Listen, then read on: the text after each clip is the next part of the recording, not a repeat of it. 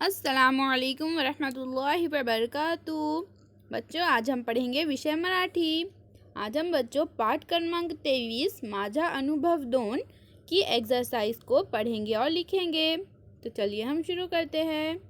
प्रश्न 1, कौन ते लिहा। तो बच्चों देखिए, यहाँ पर हमें ना कुछ जुमले दिए गए हैं, तो हमें लिखना है वो जुमले पढ़कर कि वो कौन है। तापा ने फनफनारी। तो बच्चों ताप यानी बुखार में कौन फनफना रही थी? आई।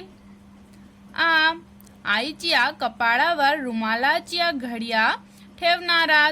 तो बच्चों आई के पेशानी पर ठंडे पानी के पट्टियां कौन रख रहा था? मी। ई औषधे आणणारे। औषधे यानी दवाइयां किसने लाए थे? बाबा ने। तो हमारा जवाब होगा बाबा।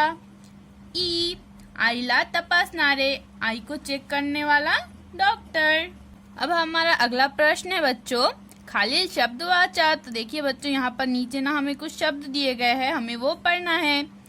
एक, अनेक। तो यहाँ पर बच्चों हमें वाहिद जमा दी गई है। एक यानी वाहिद और अनेक यानी जमा। तो हमें पढ़ना है। तो यहाँ पर हमारा पहला शब्द है घड़ी। घड़ी ये क्या है? एक है यानी वाहिद है। और घड़ी का अनेक यानी जमा क्या होगा? घड़िया। घड़ी, घड़िया। औषध, औषधे। चेहरा, चेहरे।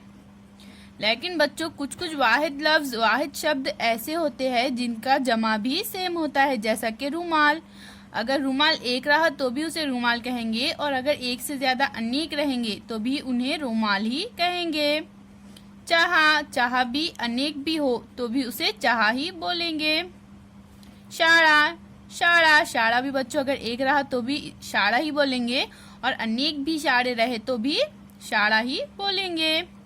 घर, घरे। शेजारी, शेजारी। मी, आम्ही। अब हमारा अगला प्रश्न है बच्चों, थोड़ा, थोड़ा सा यासारखे खालील शब्द लिहा। जैसा कि बच्चों यहाँ पर थोड़ा है, फिर इसको कैसा लिखे? थोड़ा सा। सो का ना सा इसमें क्या करे? ऐड कर दिए, जमा कर दिए इस थोड़ा में। तो क्या हो गया? वो थोड़ा सा। तो इसी तरह से यहाँ पर हमें ये कुछ शब्द दिए गए हैं, हमें उन्हें भी उस तरह से लिखना है।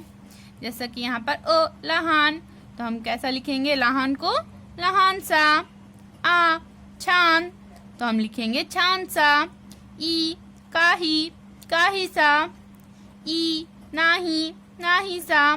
तो हमें यहाँ पर क्या करना है बच्चों? हमें जो भी शब्द दिए गए हैं उसमें स का नसा लगाकर लिखना है। ऊ बारीक, बारीक सा। ऊ अल्प, अल्प सा। तो इस तरह से बच्चों इस एक्सरसाइज को आप भी पढ़िए और लिखिए। अल्लाह हाफिज।